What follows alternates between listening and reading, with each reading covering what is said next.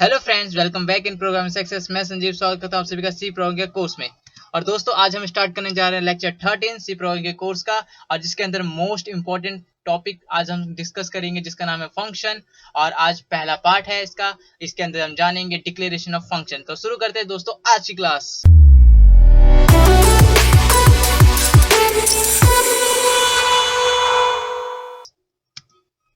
सबसे पहले दोस्तों, व्हाट इज फंक्शन? फंक्शन क्या होता है? तो सबसे पहले जानते हैं फंक्शन क्या होता है। Function is a piece of code that is used to perform some specific operation. यानी कि फंक्शन एक ऐसा ब्लॉक ऑफ कोड होता है जिसका हम यूज करते हैं एक स्पेसिफिक टास्क को परफॉर्म करने के लिए। ठीक है। It has a name for identification and it will be unique. और हर एक फंक्शन का एक खुद का अपना स्पेसिफिक नाम होगा, और ये हर एक फंक्शन से यूनिक होगा। यानी कि किसी भी दो फंक्शन का सेम नेम नहीं होता सी प्रोग्रामिंग लैंग्वेज के अंदर। ओके दोस्तों, अब इसके बाद program must have at least one function. और हर एक सी प्रोग्राम के अंदर एक फंक्शन तो होता ही होता है, जो कि कंपलसरी होता है। और हमने जितनी बार भी अभी तक जितने भी वीडियोस में प्रोग्राम बनाए, उसमें एक फंक्शन कॉमन आपने नोट किया होगा। क्या था फंक्शन? Main function. बिल्कुल राइट, मेन फंक्शन। हर एक सी प्रोग्राम के अंदर एक मेन नाम का फंक्शन तो होता ही होता है, क्योंकि हमारा सी प्रोग्राम हमेशा एग्जीक्यूट होना स्टार्ट कहां से होता है? मेन फंक्शन के अंदर से ही एग्जीक्यूट होना स्टार्ट होता है।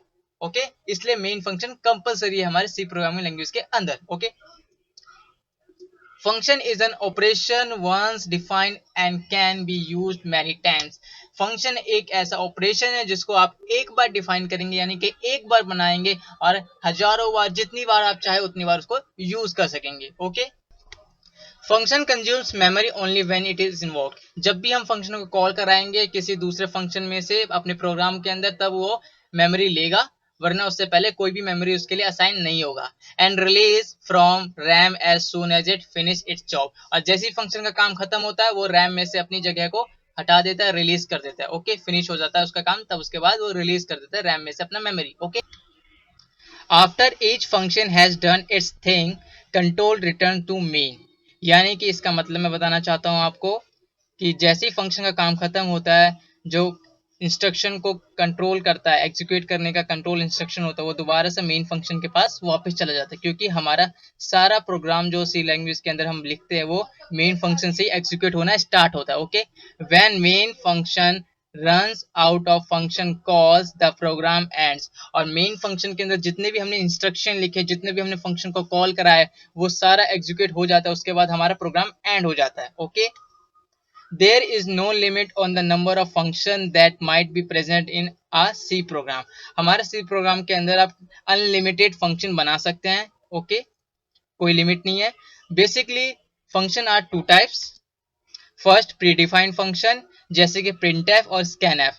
प्री डिफाइंड फंक्शन वो फंक्शन होते हैं जो पहले से ही हमारे लाइब्रेरीज फाइल्स के, सी लैंग्वेज के अंदर लाइब्रेरीज फाइल्स के अंदर बना करके रखे गए हैं, और उसको आप यूज कर सकते हो। ठीक है।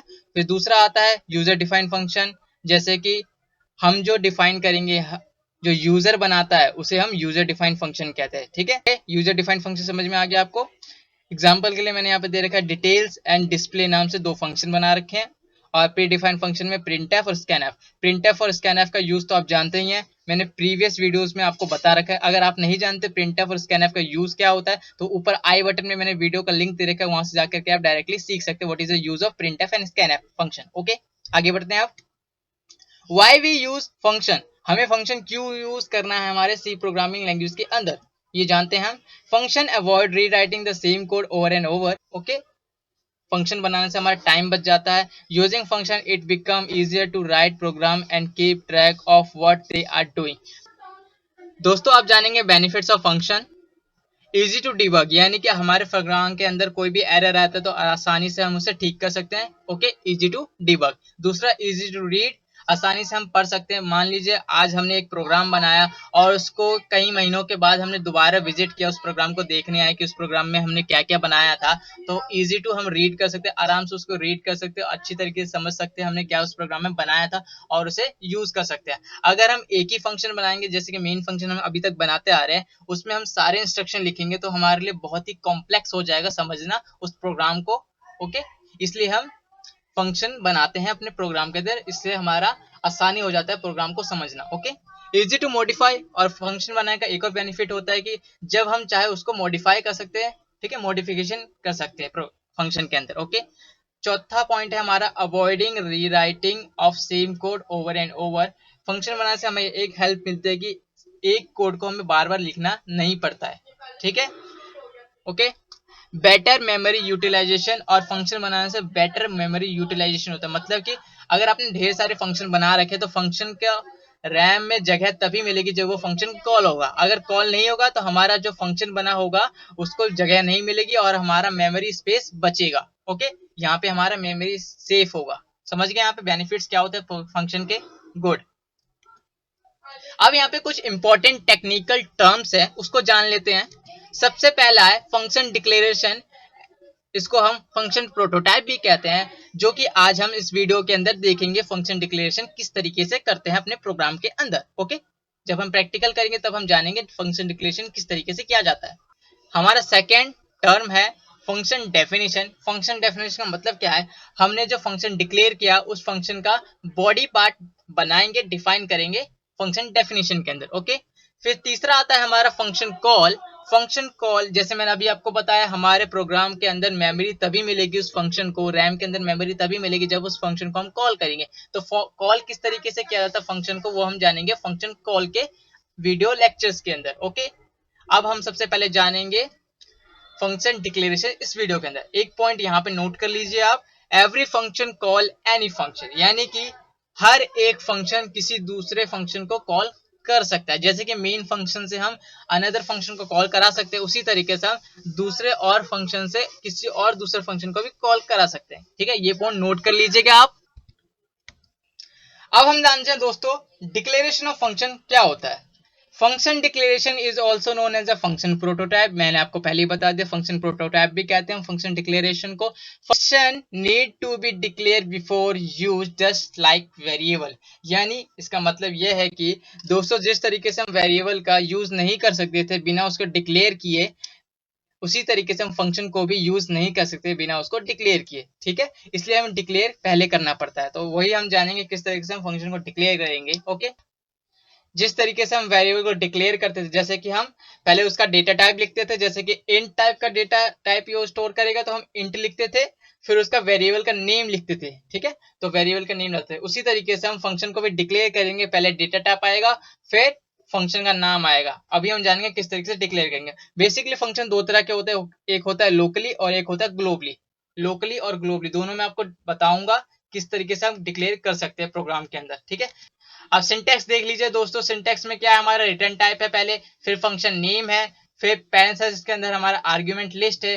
अब ये दोस्तों रिटर्न टाइप क्या होता है, फंक्शन नेम किस तरीके से हमें लिखना है, और आर्गुमेंट लिस्ट क्या होता है, ये सब हम जानेंगे अपने प्रैक्टिकल के अंदर। तो चलिए दोस्तों चलते हैं प्रैक्टिकल की तरफ। तो दोस्तों हम आ चुके हैं अपने प्रैक्टिकल पे। देव C++ सभी अपना ऑन कर लीजिएगा। ठीक है, मैं जल्दी से इसका सिंटैक्स लिख देता हूँ सी प्रोग्रामिंग का, जो जो हमें लिखना है मेन चीज फटाफट में लिख रहा हूँ। ठीक है, अभी तक तो आप जान चुके होंगे मेन फंक्शन में हमें क्या क्या लिखना चाहिए। मेन फंक्शन के अंदर सी प्रोग्राम के अंदर में क्या क्या जरूरी चीज है वो तो हमें लिख ही लेना चाहिए पहले से ही। दो हेडर फाइल तो बेसिकली हमें इंक्लूड कराना है। एक मेन फंक्शन होना चाहिए जिसके अंदर हम अपने प्रोग्राम को एग्जीक्यूट करना स्टार्ट करेंगे। अब यहाँ तक हमारे ये सिंपल सी प्रोग्रामिंग लैंग्वेज का जो कुछ हमें करना था कर चुके हैं। अब हम जानेंगे किस तरीके से हमारे फंक्शन को डिक्लेयर किया जाता है। ओके, तो हम क्या करेंगे, सबसे पहले रिटर्न टाइप मैंने बात की थी, मैं यहाँ पे कमेंट में लिख देता हूं सिंटैक्स। सबसे पहले आता है return type, return type. Okay, फिर उसके बाद फंक्शन नेम, फंक्शन नेम के बाद आता है पैरेंथेसिस, और पैरेंथेसिस के बाद आता है हमारा argument list. Okay, parenthesis close and semicolon, ये आपका होता है डिक्लेरेशन। अब हम जानेंगे किस तरीके से हमारे प्रोग्राम के अंदर डिक्लेयर करना है। आप डिक्लेयर दो तरीके से कर सकते हैं, ग्लोबली और लोकली। लोकली के अंदर क्या होता है, अगर आप एक फंक्शन को किसी दूसरे फंक्शन के अंदर डिक्लेयर करते हैं तो आपका लोकली फंक्शन डिक्लेरेशन कहलाएगा। अगर आप उसको किसी भी फंक्शन के अंदर डिक्लेयर नहीं करते हैं, और जैसे आपने हेडर फाइल्स को बाहर डिक्लेयर कर रखा है फंक्शन से बाहर, तो वो आपका क्या कहलाएगा, ग्लोबली फंक्शन डिक्लेरेशन। ठीक है, तो दोनों मैं आपको आज बताने जा रहा हूं। तो सबसे पहले ग्लोबली,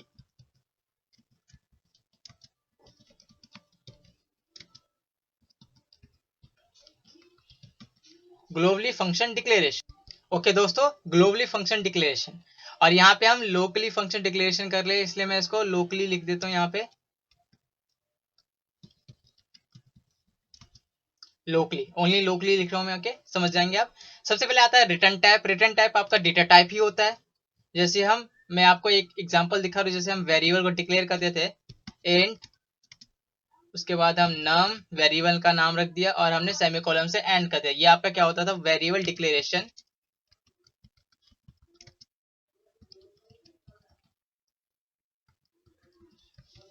ये हो गया आपका वेरिएबल डिक्लेरेशन। ओके, ठीक है। उसी तरीके से हम फंक्शन को डिक्लेयर करते वक्त रिटर्न टाइप लिखते हैं। मान लीजिए मैंने इंट लिख दिया, बाय डिफॉल्ट आपका फंक्शन रिटर्न टाइप इंट ही होता है, तो मैंने यहाँ पे इंट लिख दिया। उसके बाद फंक्शन का नेम, फंक्शन नेम जिस तरीके से आप वेरिएबल का नेम रखते थे उसी तरीके से आप फंक्शन का नेम बना सकते हैं। याद रखिएगा, फंक्शन का नेम हम कभी भी नंबर से स्टार्ट नहीं होगा। उसके अलावा आप अल्फाबेट्स का यूज कर सकते हैं। जैसे कि मैं नाम रख देता हूँ फंक्शन का FUN, चलिए सम रख देते हैं, SUM, सम, सम मतलब सम करना। और पैरेंथेसिस के अंदर हम आर्ग्यूमेंट लिस्ट डालेंगे। What is argument list?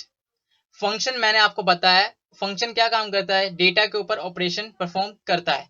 तो जिस डेटा के ऊपर हमें ऑपरेशन परफॉर्म कराना है वो उसको हम पास करेंगे किसके अंदर, पैरेंथेसिस के अंदर, और उसी को हम आर्ग्यूमेंट लिस्ट कहते हैं। ओके, जैसे कि मान लीजिए मुझे दो इंटीजर वैल्यू का ऐड सम कराना है, तो मैं क्या करूंगा, यहाँ पे इंट टाइप लिखूंगा एंड कॉमा से सेपरेट करूंगा, फिर इंट टाइप लिखूंगा डेटा टाइप, क्योंकि मुझे दो इंटीजर डेटा टाइप के एडिशन चाहिए। तो मैं दो इंटीजर डेटा टाइप लिखूंगा यहाँ पे और सेमीकोलन से एंड कर दूंगा। ये आपका हो गया लोकली फंक्शन डिक्लेरेशन। ओके, और ग्लोबली करना है मुझे, तो मैं कैसे करूंगा, सेम इंट लिखा SUM2 sum3, मैं यहाँ पे 3 लिख दे रहा हूँ इसको, और इसको 2 लिखते हैं, यानी कि 2 मतलब दो इंटीजर टाइप के डेटा को ऐड करना, और sum3 मतलब 3 इंटीजर टाइप के डेटा को ऐड करना। ओके, अब मुझे sum3 का मैंने फंक्शन बना दिया, ग्लोबली फंक्शन नाम रख दिया मैंने। अब इसके अंदर पैरेंथेसिस के अंदर मैं 3 इंटीजर टाइप का डेटा डिक्लेयर करूंगा इंट, क्योंकि मुझे 3 पैरामीटर्स चाहिए जिसके ऊपर मेरा फंक्शन ऑपरेशन परफॉर्म करेगा। ओके, एंड सेमीकोलन से मैंने एंड कर दिया हमारा ग्लोबली डिक्लेरेशन। ठीक है, ये आपका हो गया ग्लोबली डिक्लेरेशन, और ये आपका हो गया लोकली डिक्लेरेशन। मैं इसे कमेंट आउट कर देता हूं हमारी वेरिएबल डिक्लेरेशन को। ओके, तो इस तरीके से आप फंक्शन डिक्लेयर करेंगे। ठीक है दोस्तों, इसके बाद पैरेंथेसिस के अंदर हमारा जो आर्गुमेंट लिस्ट है, जो पैरामीटर्स है, वो पैरामीटर्स वो डेटा है जिसके ऊपर हमारा फंक्शन ऑपरेशन परफॉर्म करेंगे। ठीक है, ये भी मैं आपको फंक्शन डेफिनेशन जब मैं बताऊंगा तब आपको अच्छी तरह समझ में आ जाएगा इसका यूज। ओके, तो अभी आप इतना जानिए फंक्शन डिक्लेरेशन किस तरीके से हम करते हैं, और फंक्शन डेफिनेशन और फंक्शन कॉलिंग का मैं अगला वीडियो जस्ट अभी अपलोड करने जा रहा हूं। इस वीडियो को देखने के बाद आप तुरंत जाकर के उन वीडियो को भी देख लीजिए, ताकि आपको अच्छी तरह समझ में आ जाए फंक्शन डिक्लेरेशन के बाद फंक्शन कॉलिंग और फंक्शन डेफिनेशन किस तरीके से हमारे प्रोग्राम के अंदर डिफाइन किया जाता है। ओके दोस्तों, अगर आपको ये वीडियो पसंद आया तो इस वीडियो को लाइक कर दीजिए। इस चैनल पे फर्स्ट टाइम आए तो इस चैनल को सब्सक्राइब कर दीजिए। साथ ही में बेल आइकन को भी प्रेस कर दीजिएगा और ऑल पे क्लिक कर दीजिएगा, जिससे आपको लेटेस्ट वीडियो की नोटिफिकेशन अपलोड होते ही मिल जाएगी। Thank you for watching this video. मिलते हैं नेक्स्ट वीडियो में। Bye bye, see you again.